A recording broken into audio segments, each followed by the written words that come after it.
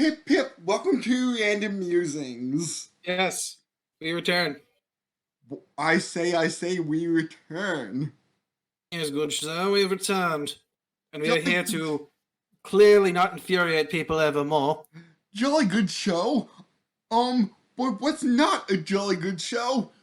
Pokemon Gen 5. I will, you know what, I forgot to add something to that. Last thing, they added 2 new battle styles in Gen 5. So remember, you talked about double battles before, right? Hold on just 1 second, and this will be the second part of our problem with Pokemon. So, sorry if this offends any big fans of current gens. I will try and be fair and say where I like things in order before I start digging in real hard. Yeah, because Um, you said your piece about part five. Gen 5. this isn't JoJo, although there are the same amount of parts to gens at this point. Yeah. But you said what you liked about Gen 5 in our other video, and Mm-hmm. then you really laid into it. So, I will. Let me add this because I did forget this about Gen 5. So you said about double battles before. Gen yes. 5 added in 2 new versions of battles. They added in triple battles. Triple, you say? Yes, triple, which was an interesting take. It didn't really stick the way that double battles have. They also added in another one that didn't stick called rotation battles, where you threw out 3 Pokemon and you could choose a single Pokemon would be in the active position, and then you could decide to either attack with that Pokemon or switch. Think of all 3 Pokemon on like a turntable, essentially. You could rotate it left or right, and the next Pokemon in line would become the active Pokemon, and you could have that one attack instead. Could you still switch out? No. I Oh, believe it was when you had a knockout, it would switch. I don't think you could outright switch between your party and who was still in their balls at that point. interesting. I believe it just auto threw in, like, you had the choice once a Pokemon fainted, but prior to that fainting, you could not swap them. I don't think. Interesting. Like I said, I think it only happened in Gen 5, and I don't think they ever brought it back. And we're Um, bringing this up now because the previous Gen 5 video, yeah, that kind of ran long. it ran long. We're recording this immediately afterward, which is why I just remembered it now. But yes, I like the ideas. They didn't stick around, unfortunately. But hey, I just felt like it was good to just point that out before somebody else screamed at me. Which, hey, they probably already did in the first one, in the first video. Yes. So moving along to Generation 6. I honestly don't have that many problems with Generation 6. I like almost all the Pokemon in there. Like, it felt like a really cool return to form as far as the designs went. I fucking love Aegislash, who's straight up just a sword that wields a shield. That's a So ghost. that Aegislash. Mm-hmm. Oh. It also introduces fairy type Pokemon, which is an awesome typing. Mega Evolution is an amazing addition that I love. If you want a Pokemon, like love a Pokemon, and think, I wonder what it would look like if we evolved it further, there you go. Mega Evolution is perfect. It is awesome. Even Mewtwo gets 2 different Mega Evolutions based on Dragon Ball Z. And do they explain in game why the Mega Evolutions aren't permanent? I believe the explanation is that it takes a large amount of energy and you can only sustain it for so long. Huh. In this one, they also mixed in the older Pokemon, so you could totally get a Pikachu in this one. So any problems there that there would be aren't that bad. Honestly, I'm looking at the Gen 6 Pokemon now, and outside of just Diggersby, who I'm not a big fan of, but he's not the worst thing in the world, I don't see any design I just outright hate. All of them are fairly good. I don't have a problem with any of them. Okay, I can see Frieza in one of them. Is the other The one Cell? the other one I think you could kind of argue is like Saiyan armored. Oh, okay, okay. I can kind of see that now. I mean, it is a fighting type Pokemon. Like it's psychic fighting. Oh, Whereas the one that looks like Frieza, or yeah, the one that looks like Frieza is pure psychic still. oh. Like I love the starters in that all of them are your classic RPG types for like grass as a fighter, the fire as a mage, and a rogue in the frog in the water. You have a fucking like flame hawk.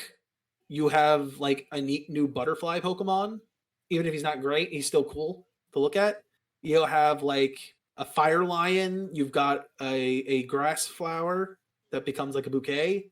You have a grass goat. You got a fucking fighting dark panda. You've got a normal type poodle who you can have different haircuts on, even if it doesn't change anything about them besides the style. That's still pretty neat. Plus, its ability was really cool, where it had an ability that literally cut all physical damage in half. So you're saying it does not change its type? It does not. It is literally just for style. I'm honestly kind of surprised now that I'm thinking about it that it wouldn't have changed like the ability or something.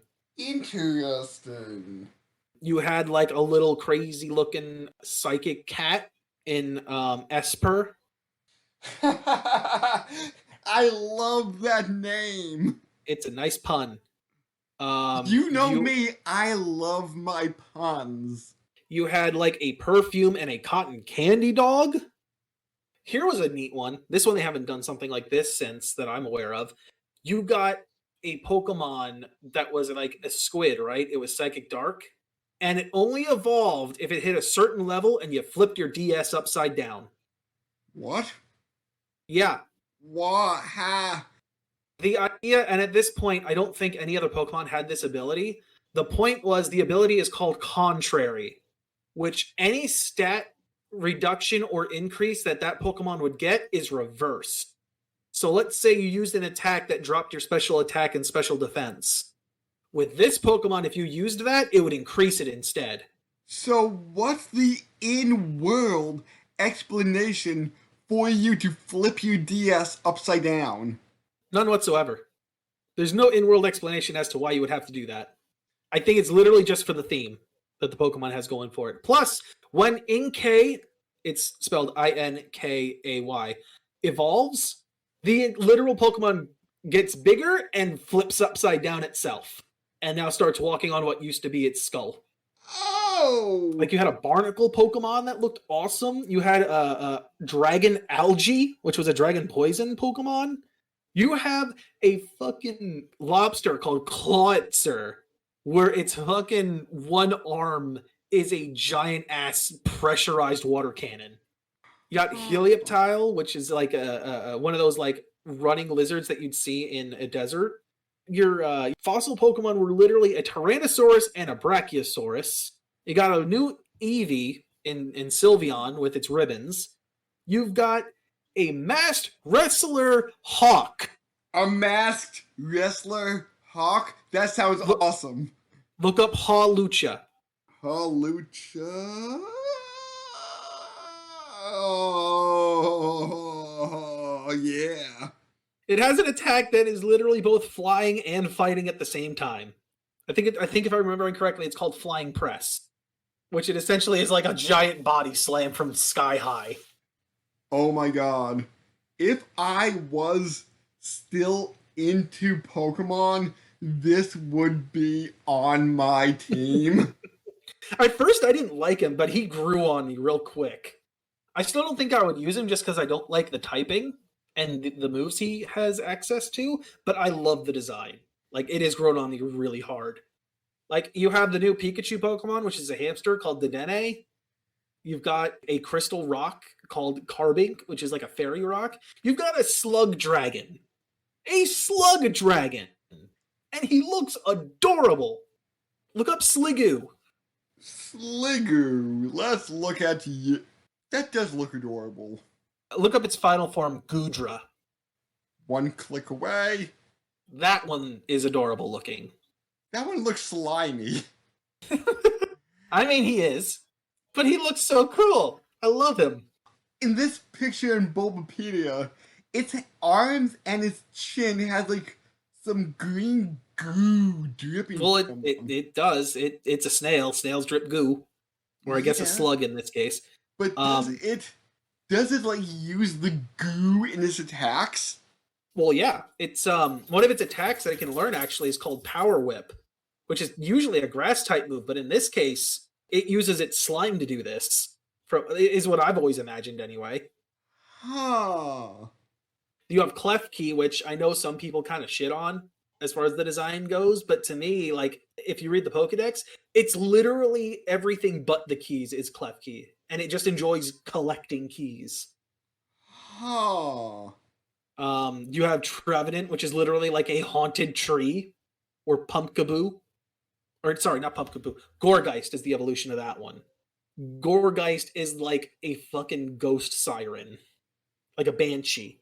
It screams. Huh. You have like Avalugg, which is like a fucking iceberg dinosaur. You got like Noibat and its evolution. I think it's Noivern. Yeah, Noivern, where it's like a dragon that just specializes in sonic booms. Does it shout sonic boom every time it punches? Hey, look, if you want that, you can have it that way. Oh, actually, speaking of that, I'm going to jump back to Gen 4 for a second. Just because there's a Pokemon, now that you've said it, that literally would mimic whatever you would want it to mimic. It was a fucking parrot called Chatot, and its ability Chatter would allow you to record your voice, and the attack audio would become that recording. I kind of wish there were other Pokemon that let you do that, but that is a unique attack specific only to Chatot. Interesting. You had literally the Pokemon of life and death as your main Pokemon in each version.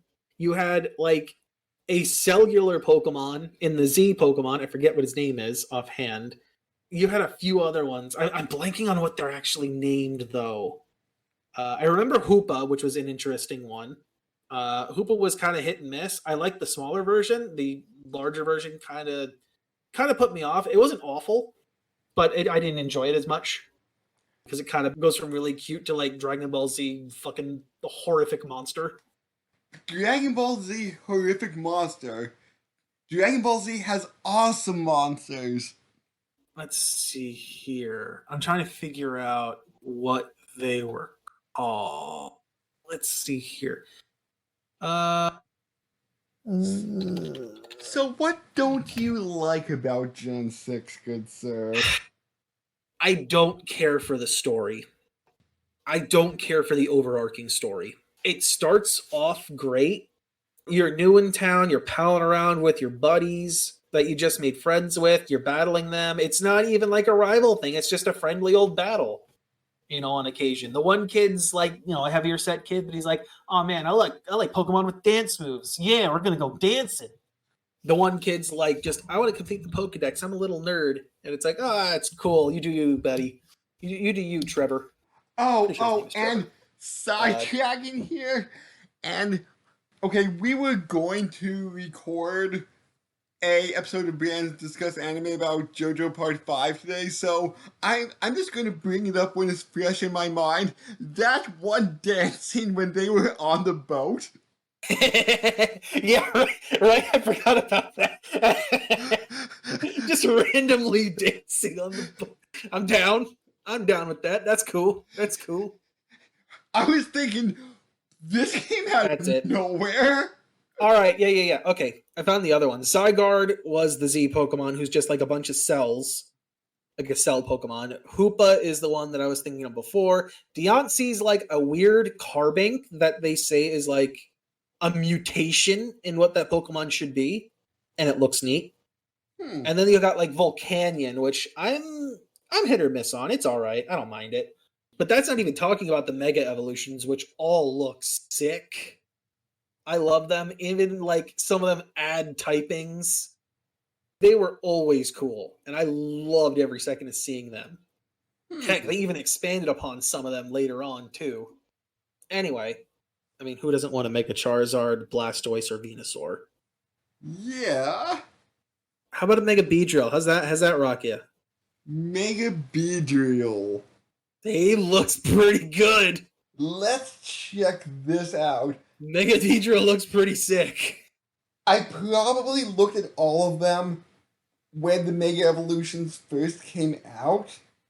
Oh my god, I remember this. Not gonna lie though, I fell in love with Mega Mawile. I loved that thing. That thing was so cool. It was Oh my probably god, my Mega favorite. Beedrill looks insane. It's just But like yes, needles everywhere. yes, it is super stabby and super fast. Who else was there? There was so whenever you picked a gender, right, for your person in Gen 6, right? The other gender would be your main rival. Now they would just like not wear a hat. Wait, It was also did you just say they don't wear a hat? yes, and that's the difference How? between your player version and the NPC rival that they become is a hat difference. How could they not wear a hat? Because apparently they're not important enough. Because without hats, you don't have any power. It's like in fucking Digimon. If you don't wear goggles, you're not the leader. Oh, God. Actually, speaking of which, this is the first one where you could actually design the way your character looked. You had the base model, but you could change your hair color, get a different haircut, get different clothing. You could style. Is that why Serena had two different outfits? I believe that was the impression, yes. Ah, She also got her hair cut shorter, if I recall correctly. okay. But yes, you could totally style. And I'm so happy that that idea carried forward, because why the hell would you not be able to style what your trainer looks like? Like I said, everything about this is pretty cool. The region is not just a fucking circle. Like, you kind of go around in what is essentially like a Mickey Mouse style like look. I loved most, if not all, of the new Pokemon. The story is where it kind of sinks. Like I said, you get to meet your new buddies here. Oh, you also meet Shauna, who you may or may not have some kind of relationship or connection with. There's like an event in there where it's kind of implied that you and her may or may not get together, regardless of your gender, it seems. Where like you're sitting there seeing fireworks and it's like, I'm so happy I got to make this memory with you and stuff like that. That name sounds so familiar. I like her design personally. I liked Shauna. She was cute. What? The first picture in Her hair is weird though. Her hair is real weird. I don't know how that physically works. the first picture in Google image results is a picture of her tied up. I typed in Shauna Pokemon and it's the fourth one, but yes, I see it. No, like I just typed in Shauna Pokemon and on my phone it's the first result. Why? I don't know. Apparently she got kidnapped in the anime from the look of it, because it's an anime image. Like screenshot. Yeah, don't ask me how her hair works though. I don't know how that works. It's a neat hairstyle, but how it physically works, I have no idea. Brandon, this is anime we're talking about. How does Misty's hair work? I know, but even for anime, this is like defying the laws of physics. If we would go back and cover every episode of Brandon's Discuss Anime, which is another Let's ignore Giorno's hair holes. Yes! Yes! But even that feels like it makes more sense than her hair, than Shauna's hair. Yes! Now you should really go back and watch Brandon's Discuss Anime. It's a show we do where we discuss anime with our friends. You can plug at the end, man. You can plug at the end. But my point still stands. I don't understand how her hair works, like under any circumstance. Yeah, you're going around. It's fine. It's great. We finally, like, you go to the third town. There's a power outage. You can only go through part of the town, which is basically Paris. So it's a giant city, but you're only able to see a portion of it. How you go around. Yasu's steak hair work? I mean, that still makes more sense. It's just a slab of steak he painted black and slapped on his head. That is my canon. I'm sticking with it. It's a hamburger he painted black. Anyway, yeah, you go around, you beat up somebody. What is it? Team Flare. Which, let's be honest, Team Flare, while at first an interesting idea, they kind of fall apart. Team Flare is definitely a group that is like, oh man, we're super fashionable with these bright orange suits, and it's like, all right, cool, you got orange shades to go with it, I guess, and orange hair. Cool, I guess. And it seems like they have a decent idea of what they're doing. They're in a cave searching for fossils. You kick them out of the cave and yada yada yada, get your fossil.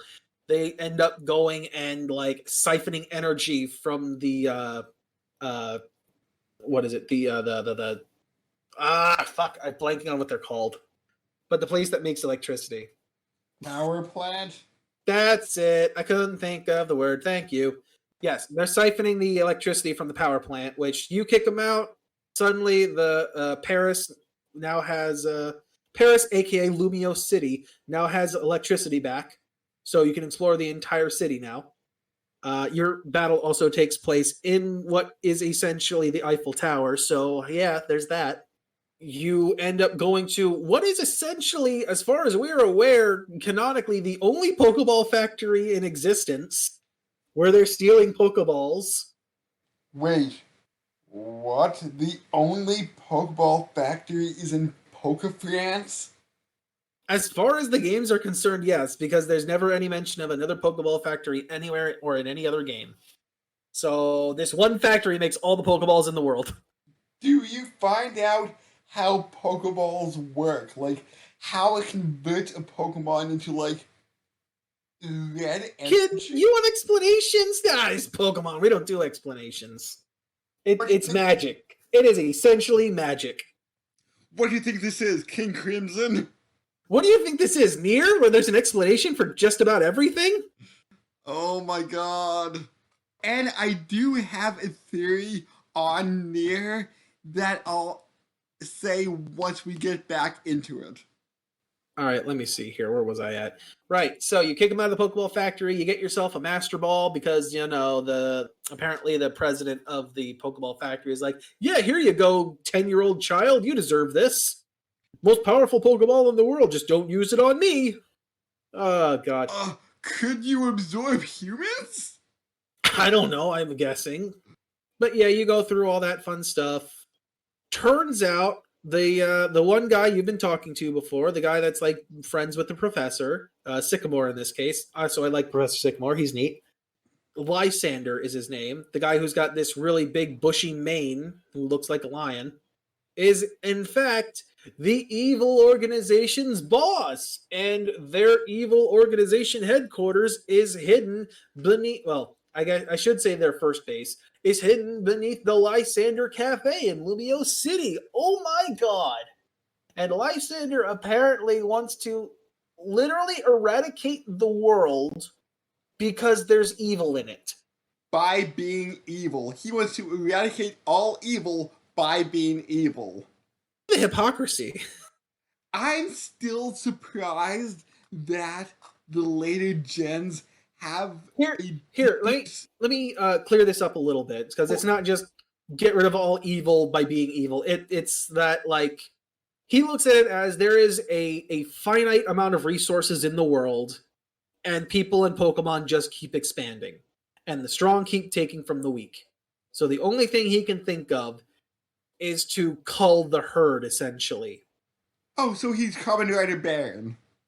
I guess that's right. I can't tell you what that Kamen Rider's about. You watch Gaim? I do not remember, like, that Most specifically. I remember there were fruits, and it was stupid. But yes. So that is his idea. I gotta cull the herd. And in his mind, from what I understand, you had to donate a shit ton of money to become part of Team Flare. If I remember right, there's like a one-off piece of dialogue that states that from one of the grunts. And like, Lysander's goal was basically, we're going to wipe out everyone that's not part of Team Flare. Oh, suicidology. Like mass genocide. Oh, evil Scientology. Yes. To do so, he's going to harness the legendary Pokemon that's on the cover of the game and use an ancient weapon that was created around the time of some 100-year ago war or something like that happened between France region and another region, in which they were using like mega evolution stuff, because supposedly that's where like the mega evolution stones come from, is from like stuff from back then. But he's going to use that to power the giant cannon to blast the world and wipe out everyone but Team Flare. And he also pointed out, as you're fighting him, that he would also wipe out Pokemon completely, because that's what people are using to steal or to force others to give things up. And he does so while crying that he will eliminate Pokemon completely. Which to me, as crazy man that I am, and diving way too deeply into this, wouldn't make sense, because that means there's no animals at all. Because from what I am aware of, all animals are Pokemon. There is no difference made as far as I am aware. They started in like the early Pokemon games and anime of saying like there were differences between like animals and Pokemon, but as the series continued to exist, it just stopped happening, to the point where when you go to a restaurant, because you can go to a restaurant in this game and get food and have like a battle every time a course in the meal is served, they make it out of Pokemon. Oh. They serve you a Slowpoke tail. You get, I believe, if I'm remembering correctly, a fried Magikarp. Huh. Now, they also feed you berries, like a berry sorbet for dessert, or like a berry salad, like specific berries, obviously. But yeah, any meat seems to be directly from Pokemon if these restaurants are anything to go by. There is nothing different. Oh, that means that everyone's going to be a vegetarian then by the end of Lysander's plan. Or they're eating other humans, one of the two. But yeah, Lysander, the big evil guy who was clearly not evil at all from the start, is the big evil boss that you defeat. In the meantime, you've also been talking to this old guy who's been wandering around like a homeless bum that's just like 8 feet tall. Turns out he's the ancient king that was around back when the war was going on. He literally created this stuff to end the war completely by wiping out both sides with the weapon. He was the original developer of that weapon. All because one of his Pokemon got conscripted into that war and died. And his goal was to originally bring it back to life. That did succeed, but it took like the life force of a lot of other Pokemon to do. But yes, you go through and have your fun and then beat the Elite Four and then woohoo. The motivations of Team Flower are what kind of kill the story, I feel like, because it's a good idea, but Lysander's plan does not make any sense. Whereas, like, if we were going to talk about Gen 4 and Cyrus, where his plan is like, oh, cool, give me the powers of time and space, and I'll restart a new universe and mold it to be my own, that makes some sense. I'll, like, way more buy into that idea based on what you have on hand than I will Lysander's plan of, I'm gonna wipe out the world, and then, things will be fine after that. Honestly, it's almost the Batman problem, where it's like, why are you being Batman? Why don't you just use your vast amount of money to help make the world better? Fucking fund people that will, like, help bring down crime. Hire people so they don't need to do crimes. You're rich. Use the money to make things better. But no, Lysander's got to reset the world. Whereas Cyrus just had a god complex. Yeah, otherwise, I really enjoy X and Y. It's literally just Team Flare that fails it for me. Moving on to Gen 7. I enjoy Gen 7 a lot, but the story feels like, again, this is one where I feel like the story fails a little bit. The idea is cool. Go to Pokemon Hawaii. Go through the traditional trials, which are not gyms, but something a bit different. You do a certain activity before you get to battle the final trainer. Whether that's a quiz or like a find the right Pokemon kind of thing. It's like an old traditional island thing. Meanwhile, the professor is helping build an Elite Four of their very own, so that way they can compete with like other regions. You've got Lucamine, the first like crazy evil Actually, you know what? I shouldn't even say that. I really like the story. It's the biggest problem with Gen 7, honestly, is just starting it again. I like Gen 7 a lot the more I'm thinking about it. Yeah, the biggest problem is just the first island feels like an entire tutorial and it takes forever. I remember a lot of the times I would have fun just like trading my Pokemon over to one of my other games, like for instance, Blue trading over my Pokemon to Red, and then just restarting the game and I could just pop right in and just go again. Build a whole new team, or as I got as time went on, start up like Nuzlocke runs. You just pop right in and go. Whereas with Gen 7, because the entire first island is a tutorial, it just feels too slow to start. It feels so slow and groggy. They continued with the whole changing your character style, and in this case, you could also change up skin color. Oh no, you could do that in the first one too. In X and Y, you can change skin color. Yeah, this one allows you to change up everything at the start. You get to pick a base skin color and eye color, and then from there you get to go into like changing up styles and things again, which was cool. I like just about everything about Gen 7. The only thing I disliked is that now this is one where you could call it a remake, where they came out with Sun and Moon 2. I forget. They had a specific name. I forget what they were. I don't think it was Sun and Moon 2. I think it was something else. Let me see here. Pokemon Sun 2? Is it? Is it really that? Or Ultra Sun and Ultra Moon. That's what it is. Yeah. Ultra Sun and Ultra Moon are essentially remakes, where they like remix pretty much the story by adding in a whole new element to it. So remember I've talked to you before about Ultra Beasts? Yes. And how they're like Pokemon from a different dimension? Which still makes me highly confused. So they're Pokemon from a different dimension, some of which seem to be based on humans that exist in the Pokemon like normal world, but in the remake in Ultra Sun and Ultra Moon, they throw in a monkey wrench with this new group that are like the human versions of that dimension, I guess, except they've got like blue skin. Huh. And they're always wearing like this weird like gear. They also throw in the idea of a bit of fusion too, with Necrozma coming in and fusing with either Solgaleo or uh, Lunali, I think is the name of the bat. I don't remember for sure. But yeah, they throw in a bit of that stuff again. It honestly, I really enjoyed it. A lot of the Pokemon in Sun and Moon are good. I love them. There's a little meteor Pokemon that looks really neat.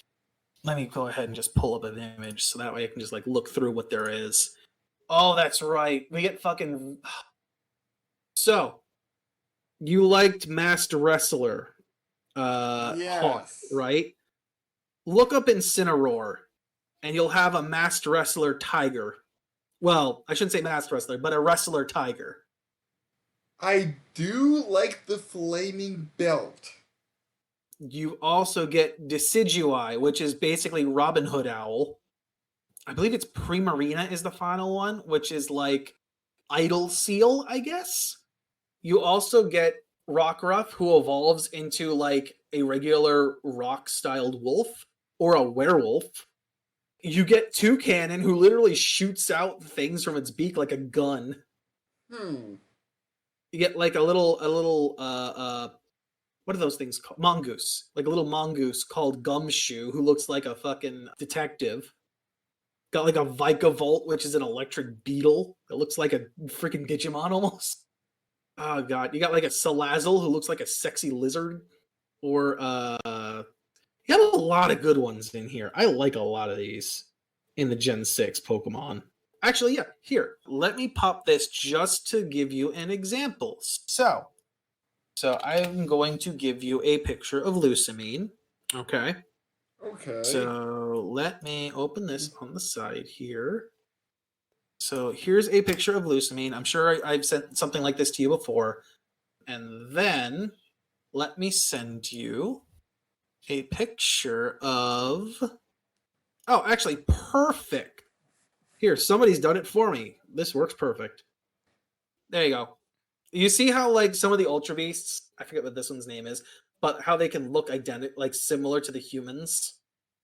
Yes. So I don't know if there's ever any concrete connection there. I've never finished Ultra Sun and Ultra Moon. I kind of got tired of it and set it down.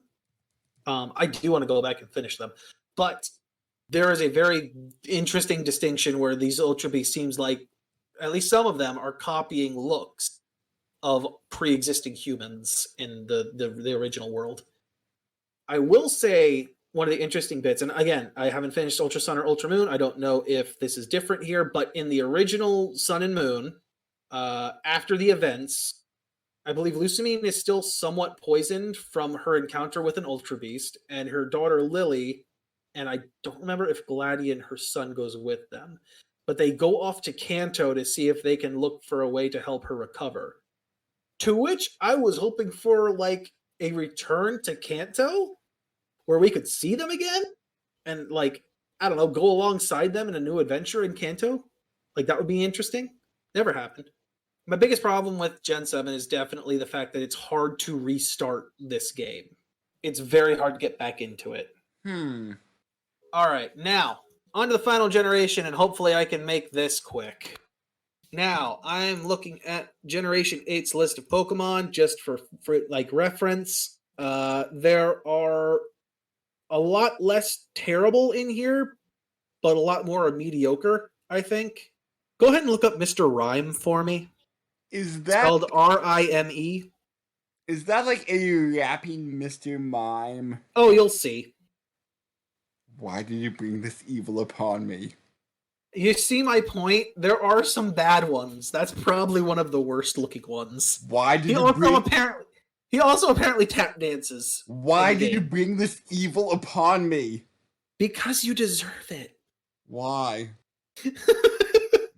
What have I done?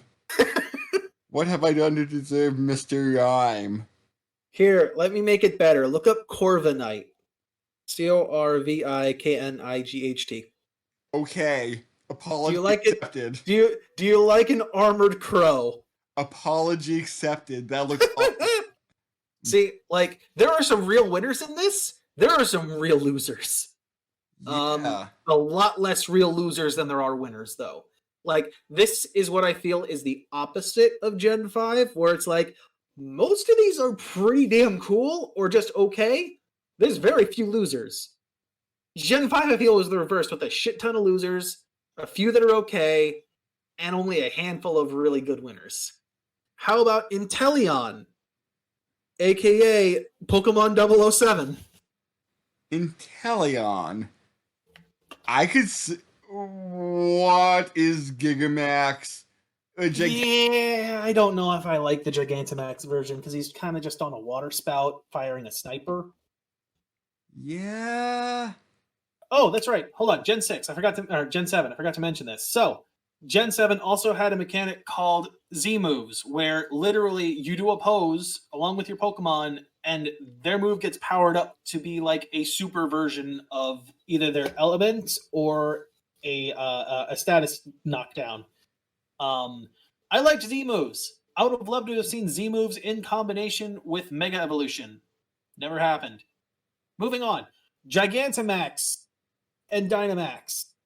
Not the biggest fan. I like the idea of a raid battle in Pokemon.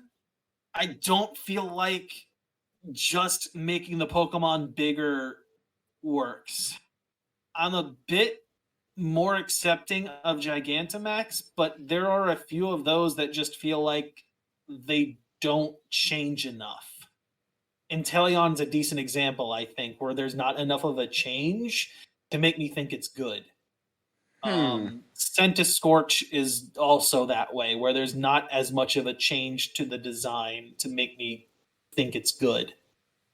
But then you have Orbeetle, who literally turns into a UFO, and I'm just like, that is the best thing in the world. Like, my point is there's hit and miss with the Gigamax, or the Gigantamax. When it hits pretty hard. When it misses, it just feels like you may as well have just stuck with the giant version of the Pokemon. a lot of them are just kind of meh by comparison. Honestly, they would have just been better keeping Mega Evolution, I think, for some of these. Like, Gigantamax Charizard looks pretty neat. He looks like he's like almost boiling over with lava. Yeah. That's neat. I like that. But then you get Sandaconda, who honestly I feel like that should have been the evolution rather than its regular form. Because the regular form literally looks like it's coiled around itself and is trying to suffocate its own body. Oh, by the way, look up Appletun. Appletun. Tell me how you like that one. Is this another cursed image? You might enjoy this one. It is far less cursed than I expected. Yes. How do you like an apple pie dragon? It kind of looks like something out of Toriko. All right, here. Let me give you another one. You'll like this one. Gigantamax. Okay. Oh, it has a Gigantamax version? I did not know this. This probably came out recently. That looks like something out of Toriko more. I would say look up Gigantamax Blastoise. I think you'll enjoy that one. I've seen that, and that's the one with like the huge single cannon coming out of its back, right? No, that one is the Mega one.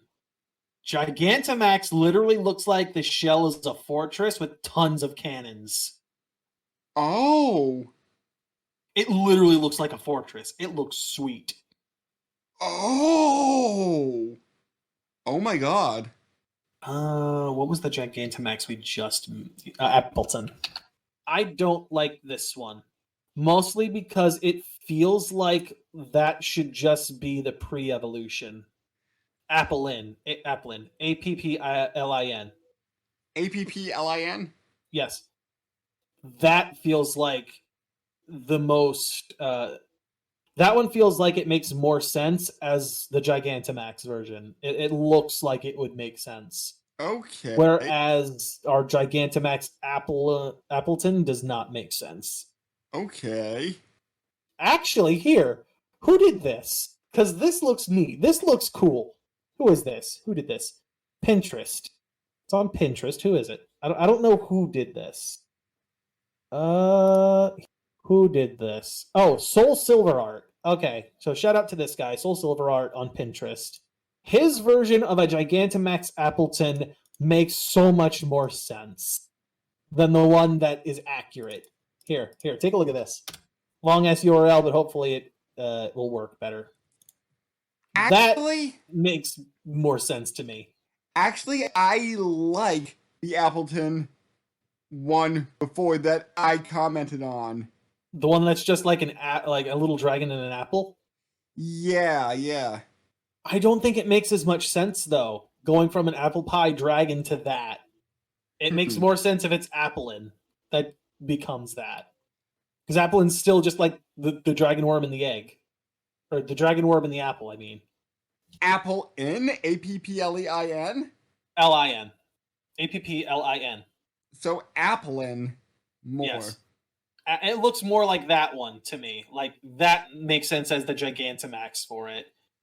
Not the apple pie dragon that is Appleton. Okay, I must have been mistyping then, but... We get a new Meowth evolution that's Steel type called Berserker. Puns, I love them. Looks like a freaking dwarf. Like, I know it's meant to evoke like Vikings. I can't help but think that thing's a dwarf. Even like Galarian Meowth's version looks like a dwarf to me. Obviously, you and I talked in the previous part about how we don't care for the fossils in Gen 6. It still irritates me you can't make them the original Pokemon at the minimum. There's Ice Cube, which is just a penguin with an ice cube for a head. It's kind of bad once the ice cube breaks because it's just a blue-headed penguin at that point. I don't know. I can talk about these some more, but for the most part, there are more winners than there are losers. The story in this one feels bare, is probably the best way to put it. So the idea is that, oh, cool, we're gonna go off. We're gonna have an adventure. We're gonna go to these Pokemon gyms, which are considered stadiums, and where Gigantamaxing happens for every single battle against the leader. Cool. It's considered a sports show in this place. Awesome. I like it until we start getting into the other main plot of the story, which is, God, I can't even remember their goddamn team name. They're that Team Yell. That's it. Where Team Yell is a thing. And Team Yell is just a bunch of dicks trying to basically cheat for a person that they want. Turns out, Team Yell is literally just the gym trainers from the final gym. Second to last gym. 7th gym. And they're just like, we want our gym leader's sister to win. Yeah, go Marnie. Woo! And it's like, I love Marnie. Marnie's a great design. She's a cool character. Team Yell's just really fucking obnoxious. I think you mentioned Team Yell to me before. Yes. Actually, speaking of which, they also, even if they're not officially like involved in anything, they're kind of a decoy because they're around everywhere, and the main villain team isn't ever really seen until like the last battle. Yeah, Team Yell's just kind of obnoxious and everywhere. Jumping back to Gen 7 for a second, just as a comparison for this, there was a team in there called Team Skull that were a bunch of hoodlums led by a bigger hoodlum that was literally involved with Lucamine and being used as like her sidearm, essentially. In that case, there was collusion. Even if it was just make a mess of things so people will pay attention to you and not what we're doing over here.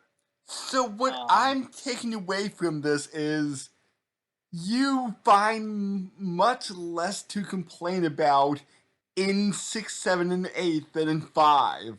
Yes. I had a lot of problems with 5. Like I said, it seems like they fixed a lot of those issues going forward. I'm nitpicking in general at some of these other things.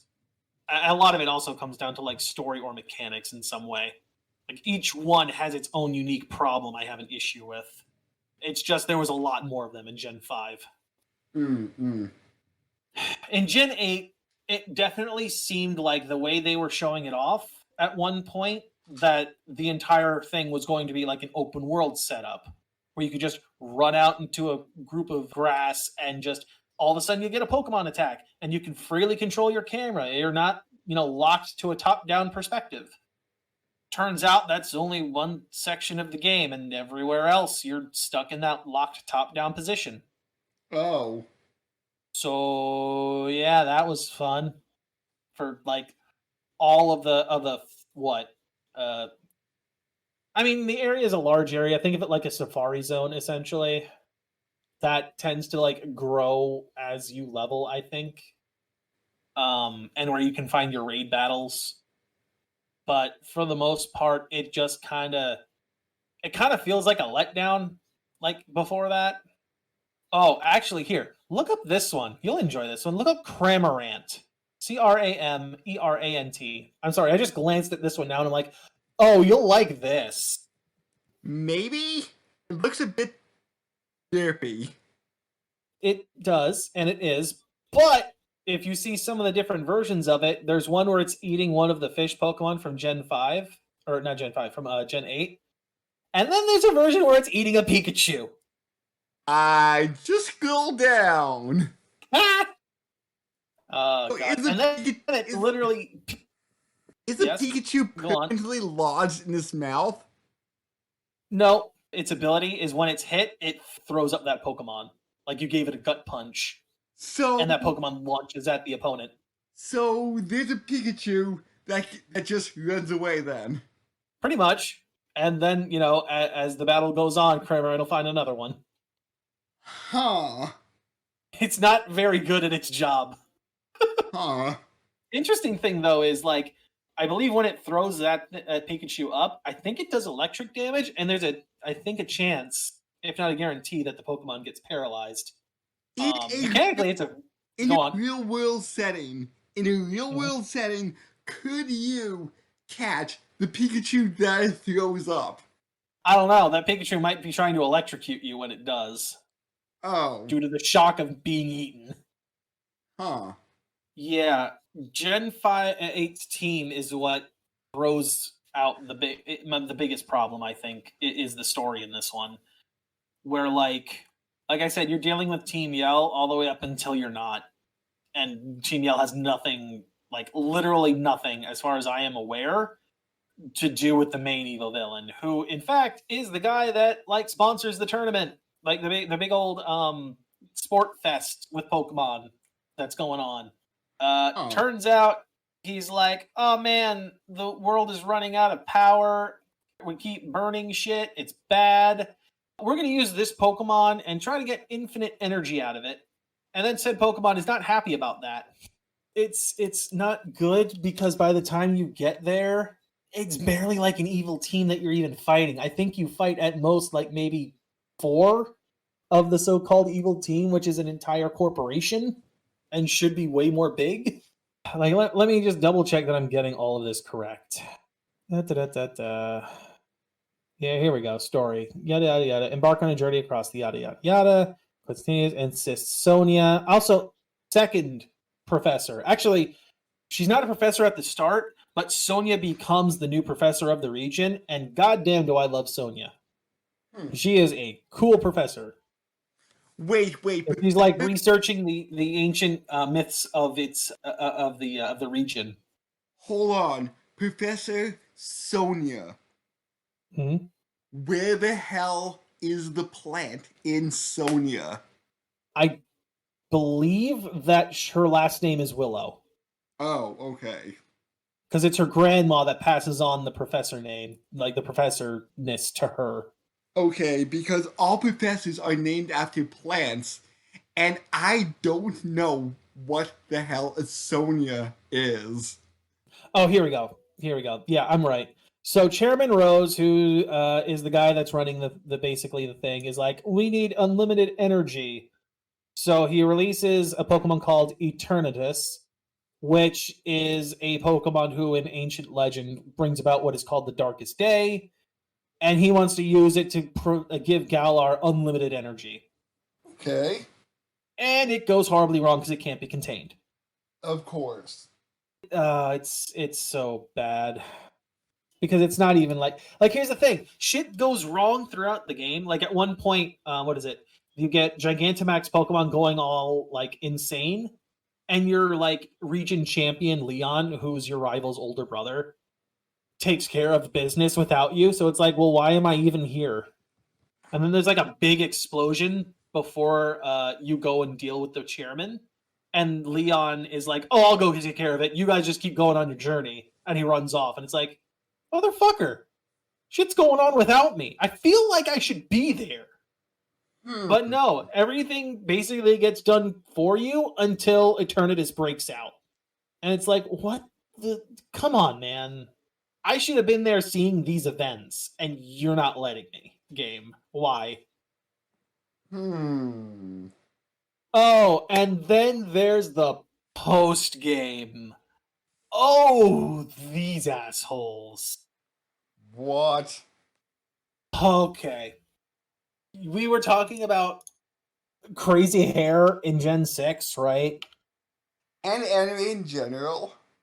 Well, let's get a little crazier. Do you want to see a little bit crazier? Sure? So, these two are named Swordbert and Shieldger, or something along those lines. Have fun with that hair! What? Swordward and Shieldbert, that's what their names are. What? Yeah. And they're like, oh, we're fancy and rich, and we're supposed to be the blood ancestors of the ancient heroes. We deserve these ancient Pokemon by blood right. Oh. And they run off causing chaos, trying to make the legendary Pokemon come out. Until eventually it's just like, all right, fuck you guys. You caused so much chaos that we literally had to fix your problems. And when you do, they're like, oh, we're so sorry. You've earned it. Oh, we fucked it all up. And I'm just still shocked Like, at like the amount of plot Pokemon now has. Like, it's supposed to be plot, but it feels bad. No, Like, I meant like Generation 1, 2, you were just like, I'm gonna be a Pokemon master, catch Pokemon. well, I mean, That- Gen 1, you were also taking down what was essentially a mafia organization. Oh, I mean, what do you think Giovanni had there with Team Rocket? oh, It was underground criminal activity. You were taking them down. huh, If you hadn't done it, do you think that Giovanni would have just eventually become the champion and ruled from that roost? maybe, Because he managed to make his way into the gym leader status. huh. Giorno Giovanni versus Giovanni. I have infinite Pokemon, Giovanni. I just use my stand to create more. And if you attack it, it reflects things back at you until Araki forgets it has that ability. We may want to wrap this up. We're at about 75 minutes. Yeah, that's more or less the end of it right there. Uh, I feel like just Sword and Shield's story is just kind of garbage. so hopefully Gen 9 will be better. Well, from what I've heard, Sinnoh remakes are coming first, which I don't see how they can screw that up because Sinnoh has such a good base to begin with. And Sinnoh is Gen 4, right? Yes. Okay.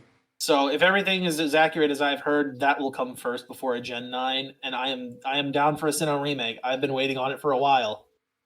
I love Sinnoh. It is my favorite region. I want more. So, as I was saying about 45 minutes ago before you yelled at me, we have a bunch of other material if you like the sound of our voices. We do an anime podcast. We game about 3 to 4 times a week. I feel sorry for your ears for having to listen to us. Any Pokemon people that are like hating me right now, believe me, you don't hate me as much as I hate myself. We do this podcast occasionally. We would do it more if we find more random things to talk about, but at this point, it's far and few between. It's just a matter of like what pops into your head that you want to rant about for the most part. Kind of like these last two. Yeah.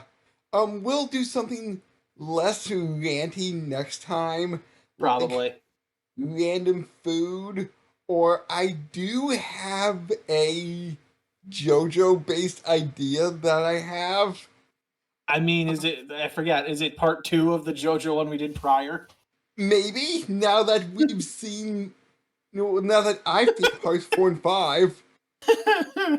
Yeah.